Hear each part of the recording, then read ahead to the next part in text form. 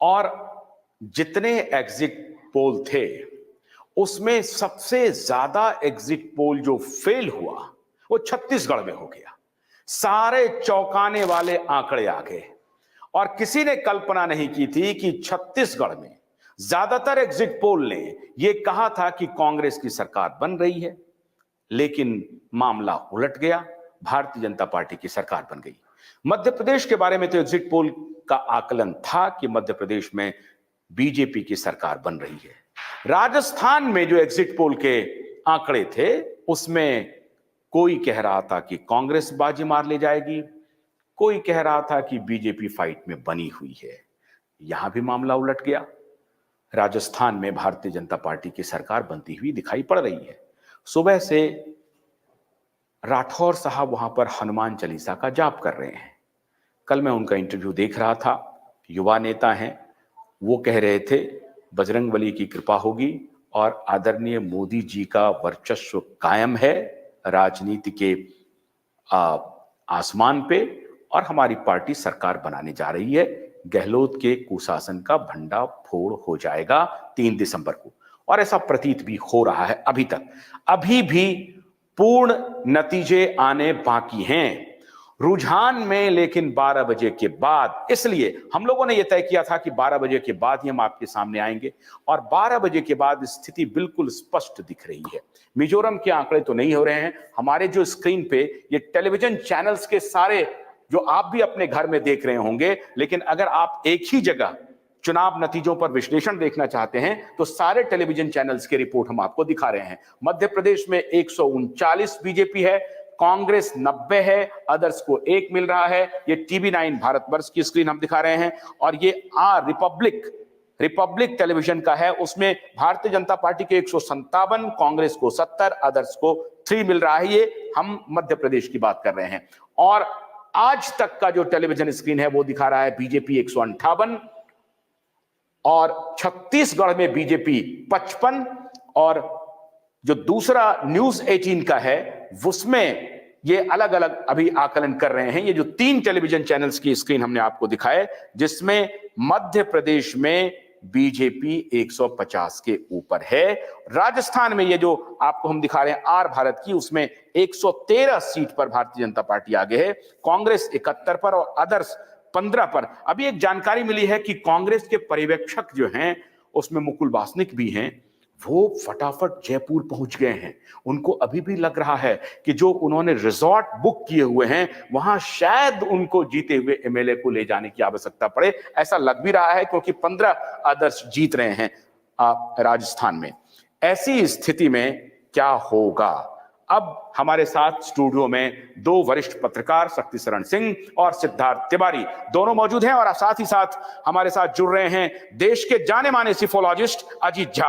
आप सबका बहुत बहुत स्वागत है हमारे आज के विश्लेषण में। हमें उम्मीद है कि आज हमारे जो दर्शक हैं क्यूआइब नेटवर्क के, उनके लिए बहुत ही बेहतरीन विश्लेषण अजीत झा, शक्तिशरण सिंह और सिद्धार्थ तिवारी करेंगे। 12 बजे के बाद हम ये विश्लेषण कर रहे हैं। शुरुआत करेंगे शक्तिशरण सिंह से।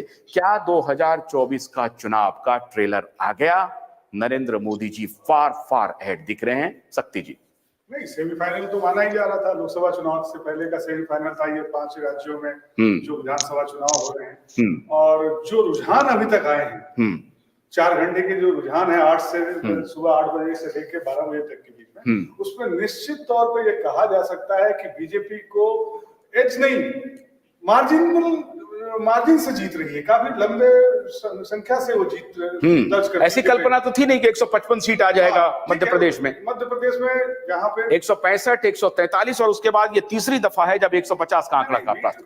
20 साल के सरकार के बाद अगर वो ये फिगर लेके आप पा रहे हैं तो निश्चित तौर पे कोई जादू चल रहा है, कोई चमत्कार है इनके नेतृत्व में, इनकी पॉलिसीज में, जो लोगों को विश्वास करने के लिए बाध्य कर रहा है और लोगों का विश्वास उनको मिल रहा है। वो साफ दिख रहा है, साफ तौर पे दिख रहा है। और नंबर्स बोलते हैं, लोकतंत्र में जो नंबर होता है वही सच्चाई होती है। तो अभी तक जो ट्रेंड है उसमें बीजेपी बहुत आगे चल रही है और राष्ट्रीय स्तर पे या प्रांतीय स्तर जो भी कह रहे हैं, कोई दल उनके नजदीक अब दिखता नहीं है। कांग्रेस से जो उम्मीद लगाई गई थी या कांग्रेस के लोगों ने जो उम्मीद लगाई थी वो उस पर खरे नहीं उतरे हैं और ये सेमीफाइनल तो जीत गई। सेमीफाइनल जीत गई। हाँ, शाम को 2 घंटे की बात है, दोपहर 2-2:30 बजे तक ये ट्रेंड अगर कायम रहता है तो सेमीफाइनल भाजपा जीत गई। तो मेरा तो ये कहना है कि सेमीफाइनल जब जीत गई और भाजपा ही जीत गई तो लोकसभा का चुनाव कराने की जरूरत क्या है? 20,000 करोड़ देश का बचा लीजिए। कोई नहीं है देश का 20,000 करोड़ रुपए खर्च करने का। कोई लड़ाई में है नहीं। ये विश्लेषण आपको किसी टेलीविजन चैनल पर देखने को नहीं मिलेगी। आपको हालांकि बहुत ही रोचक बहस और जानकारी मिलेगी आपको, लेकिन अभी और भी बहुत बहुत इंपॉर्टेंट जानकारी हम आपको देंगे इस चुनाव के बारे में। लेकिन कहता है ना, पूर्वांचल में एक कहावत चलती है, क्या पड़े हो चक्कर में कोई नहीं है टक्कर में। हाँ, ये चुनावी नारा होता है, ये चुनावी नारा होता है। तो वही अब कोई मोदी जी के टक्कर में तो है नहीं। हाँ। तो अननेसेसरी देश का पैसा 20,000 करोड़ समय संसाधन खराब करने की जरूरत नहीं है। चुनाव में यही मान लिया जाए 4 बड़े राज्यों में उनकी सरकार बन रही है तो लोकसभा में भी वो जीत जाएंगे। कोई विकल्प तो दिख नहीं रहा। सिद्धार्थ, इसके पहले कि अजीत जी के पास जाए, अजीत जी बहुत रोचक सब आपको टिप्पणी देखने सुनने को मिलेगी। सिद्धार्थ, इन्होंने कहा कि कोई मतलब नहीं है अब लोकसभा चुनाव में बाकी इलेक्शन करवाने की। मैंने इलेक्शन कमीशन को भी इनका कहना है कि इलेक्शन कमीशन को बंद कर देना चाहिए डब्बा उब्बा, और सीधी मोदी जी कह दें कि ये सब हो गया, निर्णय आ गया, हम ही हैं, अब कोई मतलब नहीं है चुनाव का। आशुतोष, इस इलेक्शन को अगर आप देखें तो कांग्रेस का जो शुरुआत में रुझान था वो यही था कि हर हालत में मध्य प्रदेश तो हमारे पास है, छत्तीसगढ़ में तो सोचना ही नहीं। इकोसिस्टम भी ऐसा ही कर रहा था। इसी तरीके की उन्होंने पूरी की पूरी प्लानिंग की हुई थी। हाँ। राजस्थान में जिस तरीके से हो रहा था कि जादूगर अपना जादू कहीं ना कहीं दिखा जाएगा, तरह तरह की योजनाएं आ रही थी। और कई रिपोर्टर जो वहां ग्राउंड पे भी जा रहे थे वो भी कह रहे थे कि नहीं गहलोत ने जो है एक तरीके से वापसी कर ली। लेकिन इन सब के बीच में जो नतीजे हैं वो कहीं ना कहीं चौंका रहे। चौंकाने के पीछे वजह जो मेरी समझ है जहां तक, तो आप याद करिए 8 अक्टूबर का हमला, इजराइल को अगर आप देखेंगे जिस तरीके का हमला हुआ, जिस तरीके का अटैक हुआ कि लोग जो है ग्लाइडर से उतर रहे हैं, बच्चों को काटा जा रहा, इस तरीके की चीजें जब लोगों के सामने आई तो कहीं ना कहीं वही डर कि नहीं तो कांग्रेस जो है आएगी तो वही डर, पुराना वाला डर।